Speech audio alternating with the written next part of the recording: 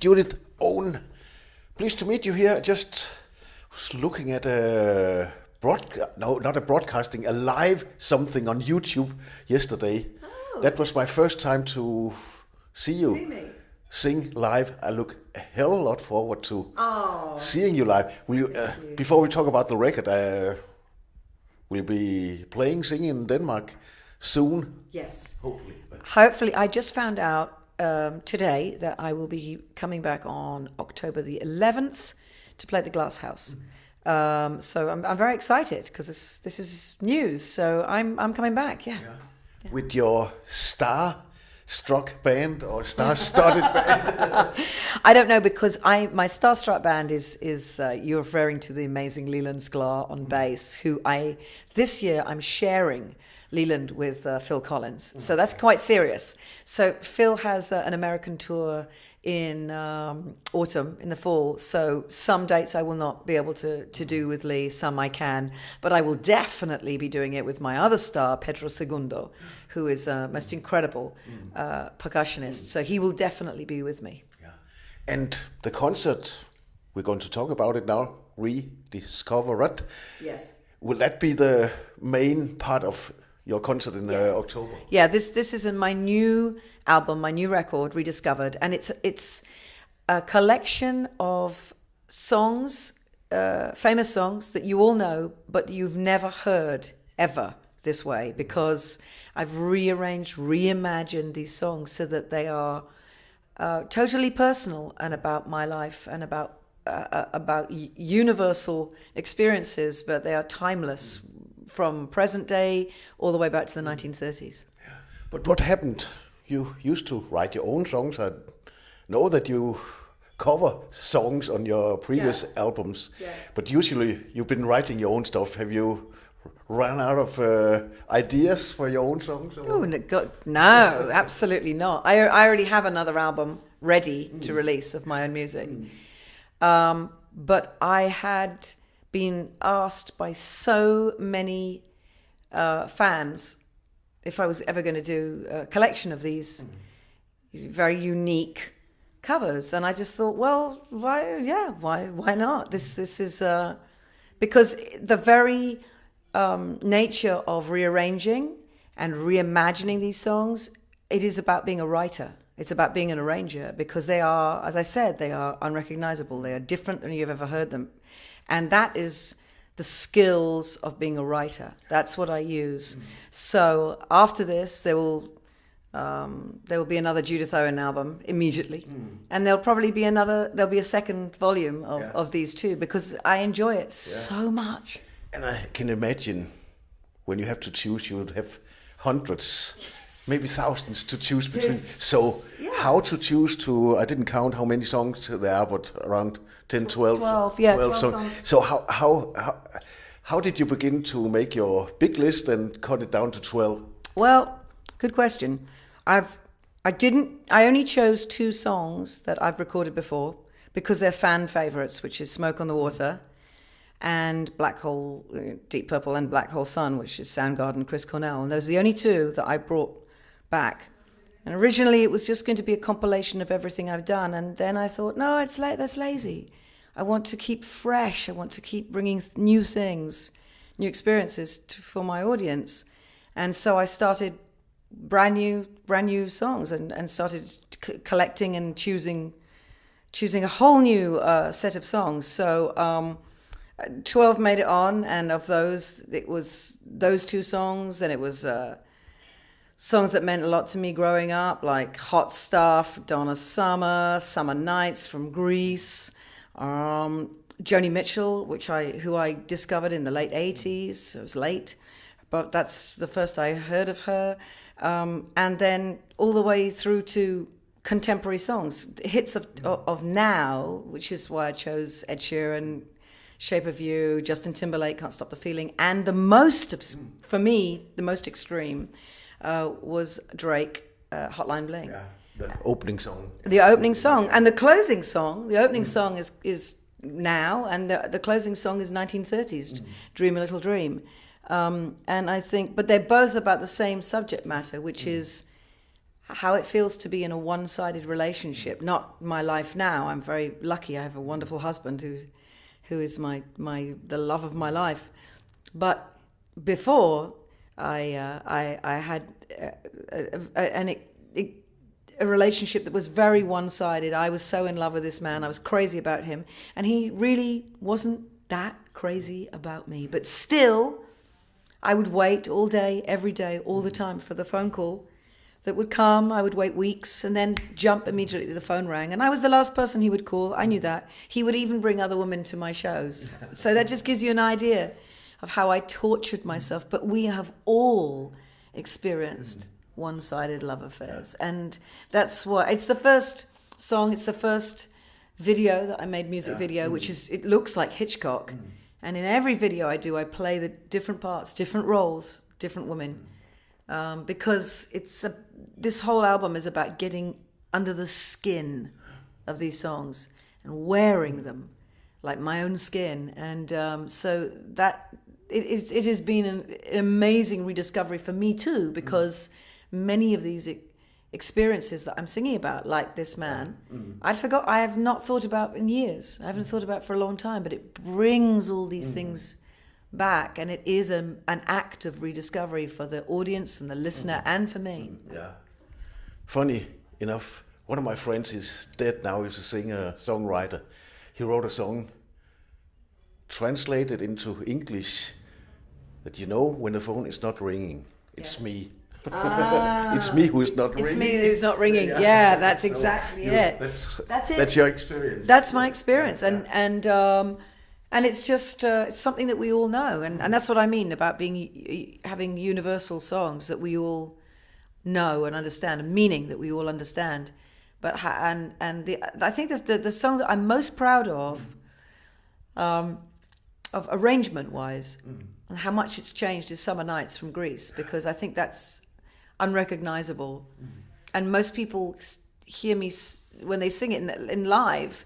You can see the smile on their faces. They're trying to figure out what this song is. They know the words. They know it, but they don't. And it's because it's gone from being 1950s, doo-wop song to being jazz like a standard. It sounds like a torch song, like a heartbreak ballad, and it's about, again, it's about my first serious love affair with somebody I thought I would be with for my whole life. I'm glad I'm not. I mean, I'm glad that went wrong, because I found my true partner in my husband. But he came back from being away and said, "I had an affair. I'm sorry. It didn't mean anything." Of course, I always say it doesn't mean anything. But forgive me. Can you forgive me? And I said, I will try and forgive you. But of course, I could try and forgive, but I couldn't forget. I couldn't forget. And my mind was filled with images of them together and him and what they'd done, and was he thinking about her, and how is it different from us? And it ate into me, it killed me and our relationship. And so that song is absolutely me telling my best friend about this, and the tell me more. It's me wanting to know nothing but everything. Nothing but everything.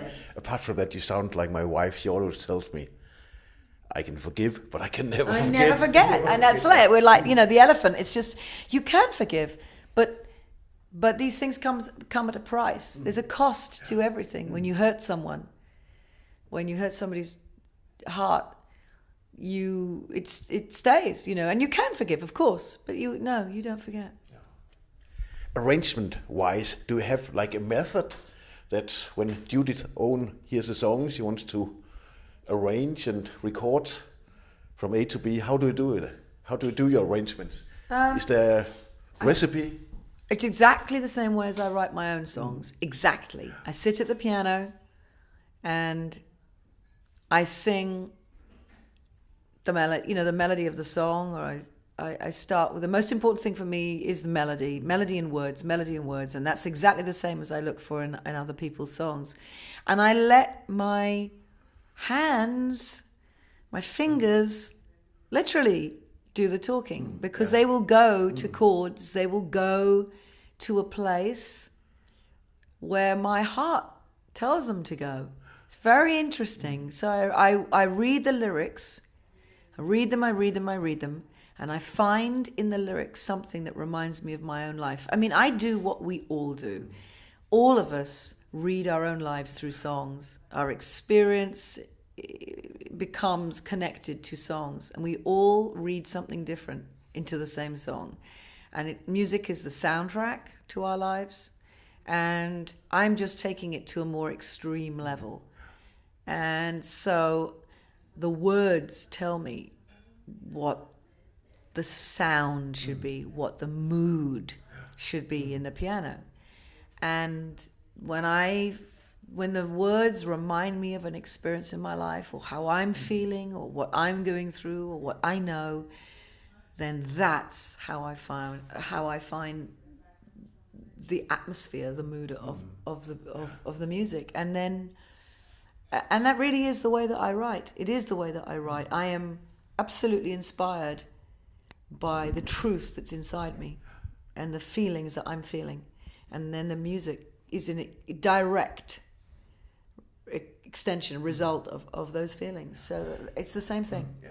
But would there be songs that you feel like covering, but the original, or maybe the cover that someone made of that song tells you, I couldn't possibly do this better or add more to it?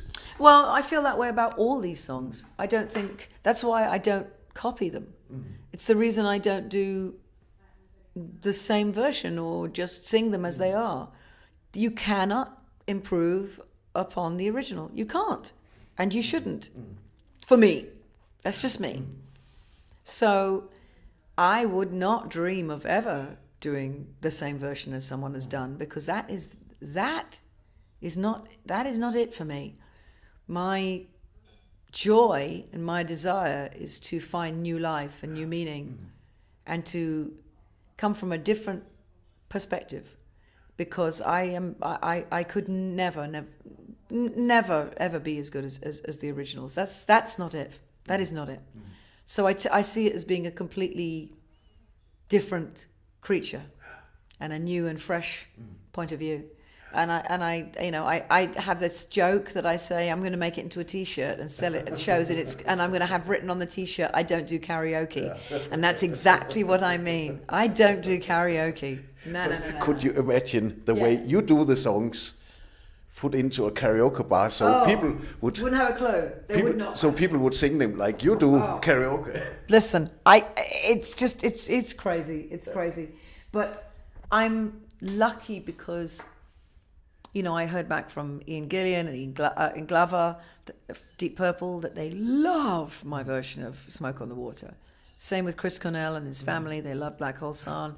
The writers, Hot Stuff, big fans. The writers, Wild Cherry, the guy that wrote played that funky music, which I've changed to White Girl, as a thank you to New Orleans, where I live, for embracing me. He loves it, and it's going to my sound. One of my sound guys, my main sound guy, is about to go and do a tour with Ed Sheeran, so he's going to try and slip him my version of Shape of You, and I hope to do the same with Justin Timberlake. It's important to me that I get the blessing of the artists and the writers for these songs, because that is the greatest. That is the greatest blessing, that I've done these songs proud, because I love these songs and I love these artists. And I just played the Joni Mitchell songs live for my friend Larry Klein, who produced those two. Ex-husband of Joni Mitchell, and producer, long-time producer, and he was so happy. He was so happy. He said such great things about these versions, and I didn't know it, but he said to me at the end, Jude, I'm so thrilled to see you playing with Leland, because he's my idol, and when I was growing up, I was like wanting to be Leland Sklar, and it's just like, that's just incredible. Never the odd one out who would tell you, don't you dare, why did you do that to my song? No, never. And if someone reacted that way? I wouldn't. If they did react to it that way, it would make me sad. It would make me feel bad. But ultimately, what that would be a sad thing if somebody reacted to that. I know that people are okay because it goes to the publishers first, and then they get the approval. So I know that it's okay in the first place. If somebody adamantly said I couldn't do it when I sent it to the publishers, I wouldn't do it. No. Again, about choosing the songs, because some of these songs, to me, I'm a bit older than you, they were absolutely new to me. I had to check up. So this was Ed Sheeran. But are these songs that you've been hearing on the radio, or you just hear a lot of music? So yeah, I hear them. I hear them everywhere. You hear them. You hear them in every shop you go into. You hear them. I'm listening to them on Spotify. I'm listening to them all over the place, and you can't. This is the present day soundtrack. These are the songs that we are hearing, and it's important to be present, not just looking back, not just seeing my experiences life from back then, but being able to read your life through these new things. So I chose purposely the 3 contemporary songs, and Ed Sheeran, I was like the same thing. I was thinking, how on earth can I do this? It means nothing to who I am now. I remember when I was going to clubs and feeling that frisson, that sexiness, that wonderful feeling when you first connect with a person. So I knew that already, but I was looking for something else. I was looking for something that really connected me, and I found it in the lyrics, way down. He throws away a line. And he says, "Put on Van the Man, follow my lead." And then I realized he's listening to Van Morrison, and that was all I needed to know. Because if he's listening to Van Morrison, then what he's listening to is a guy like all British people or so many British artists who grew up listening to Black American music and listening to Stax and to Philly sound and to Motown and listening to incredible R&B and jazz, and that really told me that I was going to do a female version of this song that was influenced by like the Raylettes and Ray Charles and that feeling of that sensuous, really like gutsy female singers. And that's really what inspired me, because that's what I grew up loving and listening to, and who I wanted to be. So that was easy. I went from the minute, not easy, but the minute I saw the connection, that was okay. And with Justin Timberlake, Can't Stop the Feeling, again about like the joy and the sexiness and the heat of dancing and being with a person you love. I mean, again, it's sort of like, okay, that's something I absolutely know and have experienced myself. But something about those words reminded me, because I have an overactive imagination. That's what it takes to be a writer, believe me. And it reminded me of when I was a kid, and like we all do, and I've done it to this day, and we all do it, whether we're children or adults, whatever age, you put the headphones on and you're transported. And it doesn't matter how bad your life feels or how awful you feel, you're taken to another place. And if you're me and you're 8 years old, you're dancing like a lunatic, or 10 or whatever, like a fool, just going crazy. And I was thinking that I was the star and I was loved and I was the person doing this and that's who I was. And and it was a fantasy world, and it saved my life. And it took me out of at the time, the sadness and the scariness and all the darkness that was already starting in me. And so those words from Can't Stop the Feeling really are about that, me as a child, and for all of us who escape into that fantasy world, because it is the thing that saves us all, and so that's why it sounds very church. It sounds very gospel, because it is. Music to me is religion. It's a religious thing. So I think that's another big change is the sound of that song. And Drake, well, I said to my husband, what's the most ridiculously extreme song that I could do? What would shock everyone? and he didn't even not a beat, Matt. He was like bang, and he's just said Drake, Hotline Bling, and he played it to me, and I'd heard it, but I didn't know it that well, and I thought immediately, ooh, that could be. I like going opposite. I like going exactly opposite to the way it sounds. So I immediately went to something very classical and cinematic, almost like Eric Satie in a kind of gymnopedies kind of feeling. And I knew the song, even though it's about, again, it's about like his girlfriend's having sex with somebody else and she's not calling. It's so many of these songs are about being on the phone. It's like Hotline Bling and hot stuff. I mean, it's just really interesting. But I knew that it's that one-sidedness. That was it. It was about being in a one-sided relationship where you're waiting forever. You're waiting forever for the phone to ring, and it hardly ever does. And when it does, it's because you're the last one on the list. But it's. But that song of all songs, is kind of heartbreaking. It's heartbreaking, and I love taking these songs and just turning them on their heads. End of part one. You already. Yeah. Maybe you'll have to repeat yourself in between, because now we're going to go through the songs. Of course. So those ones I can skip over if you want. Yeah. Just give them a shot. All so right. I'll choose the Each best. one.